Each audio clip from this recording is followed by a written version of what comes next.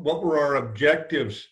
You know, the Taliban having welcomed in Al Qaeda in the midst of that war that they had fought, rather heartless war against what I consider to be the Pashtun and the Afghan people.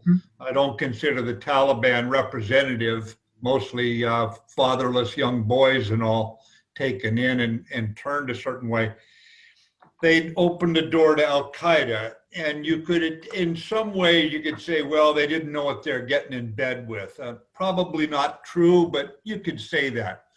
But once the attack had happened and over 3,000 innocent people from 91 countries were murdered in New York City and Washington, D.C., they knew what had happened.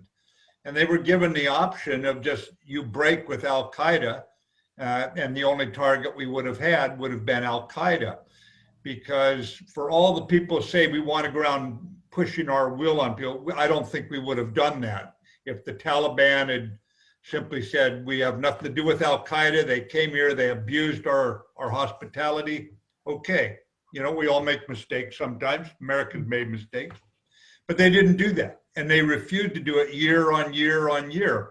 So what we had to do was fight Al Qaeda, but you could not separate Taliban from Al Qaeda. They by their choice, they were together.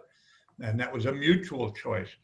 So I think our real strategic goal was based on that attack that had murdered all those innocent people, was to make certain there could not be another attack mounted from Afghanistan onto us, our allies, our interests. It also, by default, gave us common cause with the bulk of the Afghan people. You remember how we were welcomed there in 2001 in Kandahar. The day the city fell to us, I remember it, the kites were flying overhead. The young men were lined up getting their beards shaved off at the barbershops. This was not some oppressive, dominating American military and beating up on people who just loved the Taliban. It wasn't that. Now, over the years, what's happened, we went on, we did not maintain the singularity of that strategic focus.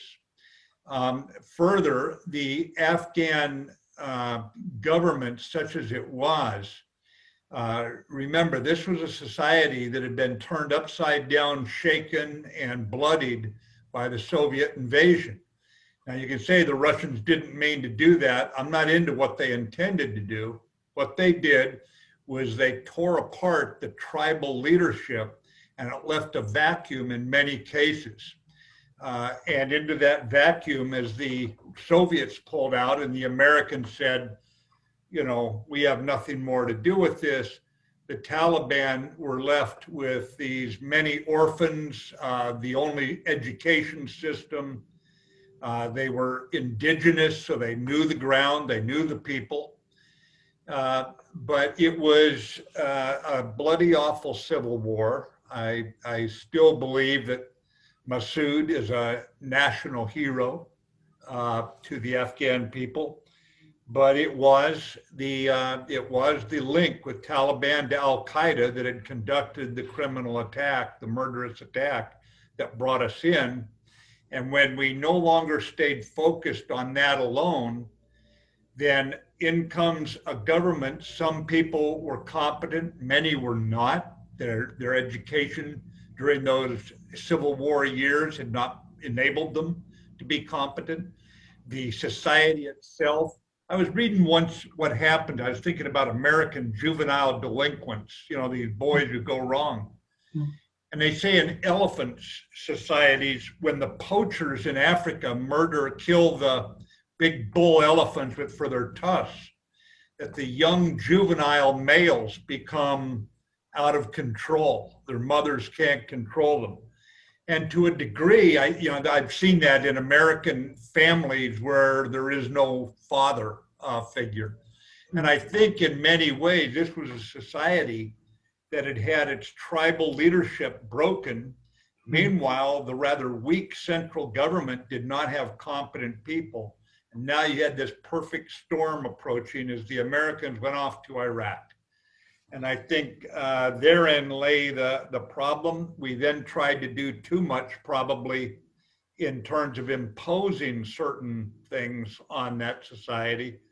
But the bottom line is we did not have the kind of long-term strategy, to bring it forward.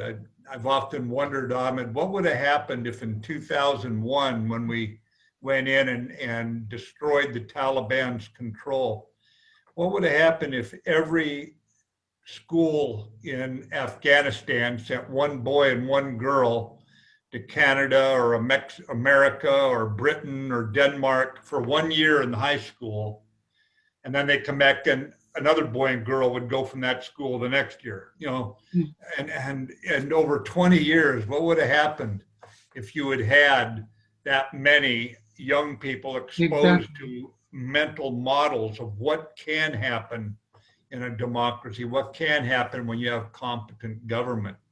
But anyway, I think we've achieved the big strategic goal. We've not been attacked since. Al-Qaeda has been unable to sustain an attack out of the border area. And to a large degree, the Taliban had been thrown onto their back foot. Now, since the Americans announced that we were going to pull out, it made it very difficult in the negotiation to try to come up with something good. All they had to do was say, we're just going to wait, you're going to leave, and then we get our way. So poor negotiation tactic, about as amateurish as you could come up with. It just give you some, I think I'm winding together answers to all three questions there, but what questions does this lead you to, Ahmed? To what extent do you think that the U.S.'s strategic objectives have been achieved so far in the last 2 decades? Well, I mean, like you said in the earlier, when you phrased the question earlier, it's hard to measure. It is hard to measure. But the fact is, there's been no attack mounted. I'm not aware of one even in Europe that's been mounted out of the border area up there. And so I would say, yeah, if the goal was that Al-Qaeda not again mount an attack, commit murder and mayhem, organized, trained, equipped, command and controlled out of the Hindu Kush, yeah, it worked. It worked in that regard. Now the problem is that just a transient success, a temporary success. And in that regard, people say it's the longest war. Last time I checked, the Cold War stretched from about 1949 to 1991. So I think one thing is Americans ought to learn their history.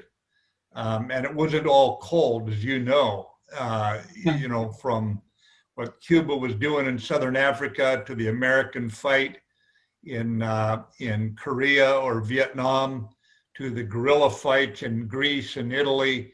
I mean, it wasn't all a Cold War either, but it was a lot longer. So we've got a lot of international countries that are part of this, both not just NATO, but also the donor countries. You pointed out to a very important issue earlier, Mr. Secretary, that the negotiation tactics the United States has adopted with respect to Afghanistan has produced some failures. And there are actually a lot of criticism both from the Afghan government and the outside on the way that these negotiations have been going so far. What are your perspective on that? Yeah, Ahmed, I don't want to comment there because I've not been inside for a couple of years, and I just don't like using what I read in the press as my source material. But that said, I think that there is room for criticism, that in fact, if you go into any, negotiations 101, when you're talking about labor management relations in an American business school, this is not the way you would conduct the negotiation. And so I think there's room for criticism. I'd be careful. I would be reluctant, Ahmed, to characterize specifics, because I've also seen contradictory information in the press where it contradicts some of what other people say. And I'm not quite sure at what level of collaboration there was with the Afghan government early on, if there was collaboration in regards to the negotiation with the Taliban. I'm not quite certain if we actually made a commitment that we're coming out no matter what. I certainly think that's what we conveyed to them. But I'd rather not comment on things where I don't consider myself sufficiently critically informed, if you know what I mean. Exactly, fair enough. And last question, sir, what's your current view on the U.S. presence in Afghanistan? Do you believe that the U.S. should stay the course or just leave? Yeah, I don't believe we should just leave. This idea that problems in Afghanistan would just stay in Afghanistan. Well, number one, we've had a lot of Afghans fight alongside us. What do we owe them? But number two, problems in Afghanistan in a globalized world are not going to stay in Afghanistan. Problems in the Kashmir do not just stay in the Kashmir. Problems with climate change don't just stay in one country that creates the conditions. And so you need to have an international solution to this. Now we've got, thanks to NATO on one side and thanks to the donor nations, we've got the skeleton for how we deal with this. We got to hang on certain aspects and modify them. But I think that this is something where we should continue to support a conditions-based withdrawal. No one likes to have foreign troops in their country. I mean, I understand that. And yet at the Loya Jirga, the one I'm referring to now is, I think, several years old, but it was overwhelming that they wanted the foreign troops to stay. And a Loya Jirga is not that's not an authoritarian thing. That is a broad-based, a whole lot of people getting in a room arguing and voting. And so I think that between the domestic support for it and the international requirement that we try to stop this sort of spread of radical, basically, I just say it's a false religious garb over the top of people who would kill women and children. Nobody is devout in any religion if they kill women and children. I mean, I'm real simple on this. So don't tell me there's some devout religious reason for this.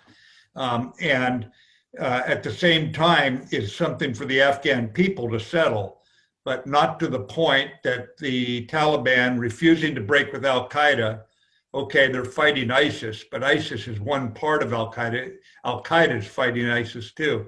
They're still a threat to us. And now we're going to have to deal with it, I think. And from the looks of things right now, you know, American political people, we say they run for office on using poetry and they govern using prose. You know, so now President Biden is having to confront the reality that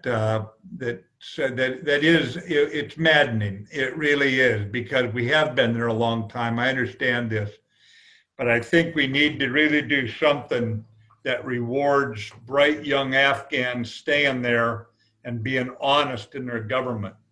But yet I say that at the very time the former president of France is going to jail for corruption.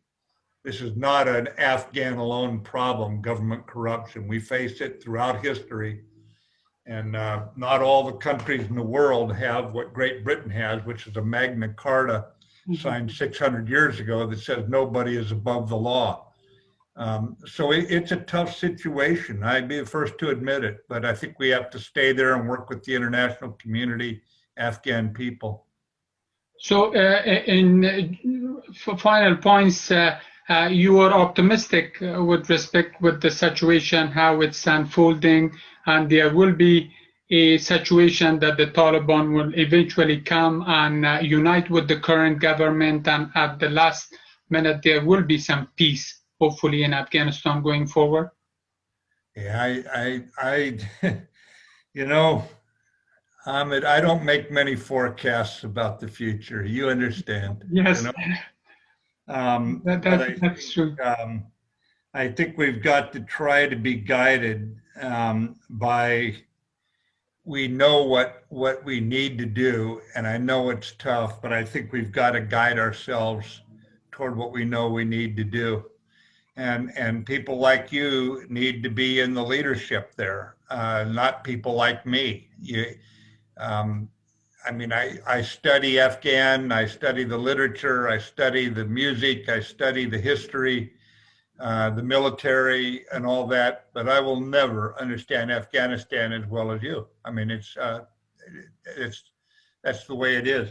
So I think we need as much as possible to look at education. I would go with a much broader education among the young people, make sure we get as many of them back in as possible.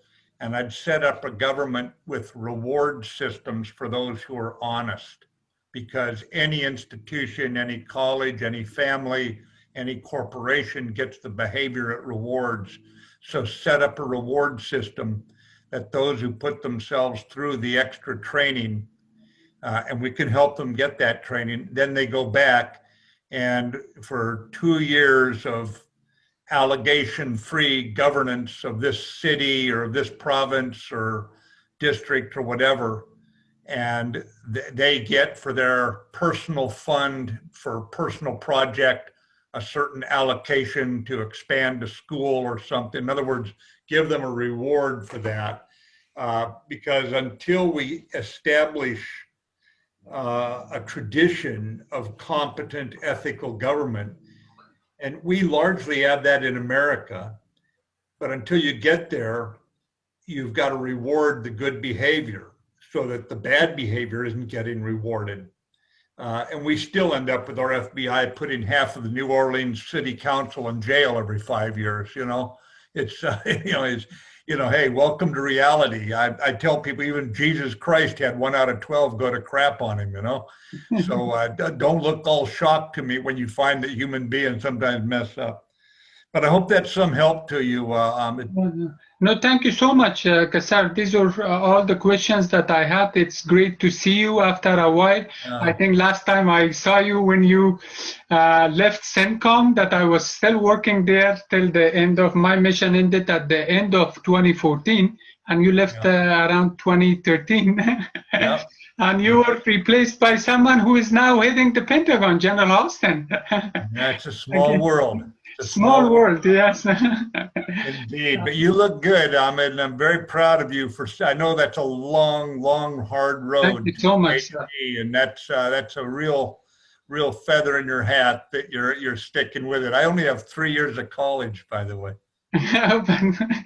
But you have been a scholar all through your life, sir. So you have been referred to as a scholar soldier, and like previously, as you mentioned, nobody knows better Afghanistan and the region than you, General Mattis, sir. Because I could tell whenever you invited us to your house, and I could tell that from the books in your shelves. You had thousands of books in your, and now I can see some of. That was an underestimation, but nobody knows the region and particularly the Afghanistan better than you. And thank you so much for your great service and support towards the Afghan people, sir.